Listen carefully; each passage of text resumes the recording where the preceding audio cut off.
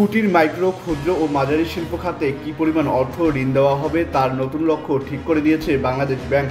নতুন নীতিমালা অনুযায়ী ব্যক্তি পর্যায়ে প্রান্তিক অপ্রাতিষ্ঠানিক উদ্যোক্তারাও পাবেন জামানতবিহীন ঋণ। ট্রেড লাইসেন্স নেই এমন উদ্যোক্তাদেরও ৫ লাখ টাকা পর্যন্ত ঋণ দিতে পারবে ব্যাংক ও আর্থিক প্রতিষ্ঠান।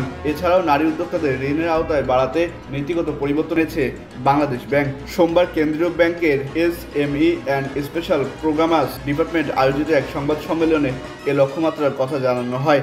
এ সময় উপস্থিত ছিলেন বাংলাদেশ ব্যাংকের নির্বাহী পরিচালক রুকন উদ্দিন, সংশ্লিষ্ট বিভাগের পরিচালক নওশাদ মোস্তফা, সহকারী মুখপাত্র শাহরিয়ার সিদ্দিকী সহ ঊর্ধ্বতন কর্মকর্তারা।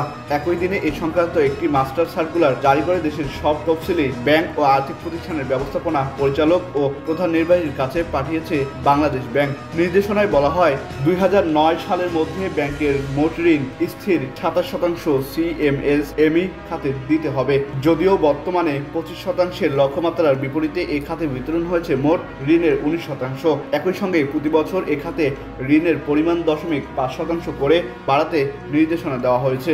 চলতি ২০২৫ সালের মধ্যে ব্যাংকের মোট ঋণ স্থিতির চলমান লক্ষ্যমাত্রা সিএমএসএমই খাতে ২৫% অর্জন হবে বলেও জানানো হয়েছে। ক্লাস্টার অর্থায়নে মাঠ পর্যায়ে চ্যালেঞ্জ বিবেচনা নিয়ে পূর্বে প্রদত্ত লক্ষ্যমাত্রা ১২% থেকে কমিয়ে ১০% পুনর্নির্ধারণ করা হয়েছে।